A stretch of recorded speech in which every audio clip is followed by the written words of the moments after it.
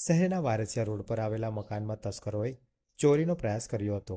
વૃદ્ધ માતા પિતા નીચેના રૂમમાં ઊંઘતા હોય પુત્ર તેમના દરવાજાને તાળું મારીને ઉપરના માળે ઊંઘી ગયા હતા.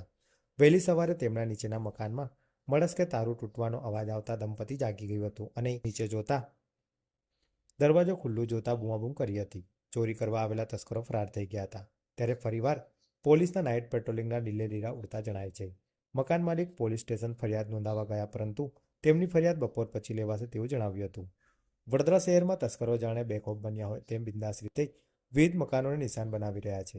શહેર પોલીસના નાઇટ પેટ્રોલિંગના લીલે લીલા ઉડતા જોવા મળી રહ્યા છે.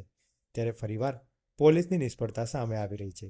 વડોદરા શહેરના વારસિયા રિંગ રોડ પર આવેલી શાંતિ સોસાયટીના 22 નંબરના મકાનમાં રહેતા પરેશભાઈ રાણા પોતાની પત્ની અને બાળકો સાથે ઉપરના માળે ઊંઘતા હતા, જ્યારે તેમના વૃદ્ધ માતા પિતા ગ્રાઉન્ડ ફ્લોર પર સૂઈ ગયા હતા.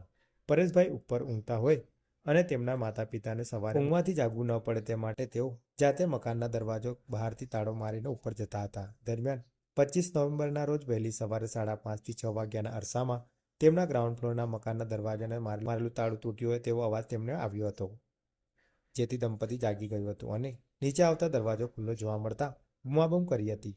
દરમિયાન પાડોશીએ પણ જાગી જતા ચોરી કરવા માટે આવેલા તસ્કરો ભાગી ગયા હતા. પુત્ર અને પુત્ર જાગી જતા માતા પિતાનો આબાદ બચાવ થયો હતો. પરેશભાઈ ફરિયાદ નોંધાવવા માટે પોલીસ સ્ટેશન ગયા ત્યારે ફરિયાદ લીધી ન હતી અને તેમને બપોરે બોલાવ્યા હોવાનો પણ તેઓએ આક્ષેપ કર્યો હતો. શું નામ છે તમારું? શું બનાવ બન્યો હતો? પરેશ રમેશભાઈ રાણા.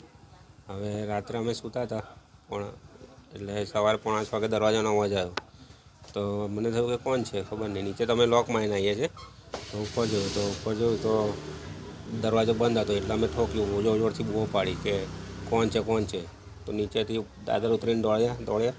એક બાઇકની બાઇક સામે ચાલુ કરીને ભાગ્યા. પછી નીચે શું બનાવ બન્યો હતો? નીચે આવીને જોયું તો આ નચુકો લૂંટેલો હતો અને અંદર જોયું તો અમે તો ગભરાઈ ગયા. તો અંદર જઈને જોયું તો શું થયું છે, તો અંદર જોયું તો મમ્મી ને પપ્પા બેસેલા હતા, બૂમાબૂમ કરતા.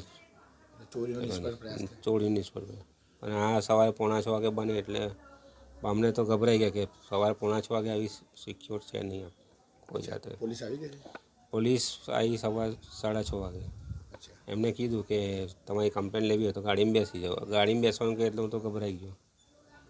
એટલે ગાડીમાં પછી લઈ જાય તો આપણે તો એવું થાય કે ચોરી કરવા કરીને જતો રહે ને બેસવાનું આપણે થશે, દિવસ બગડશે.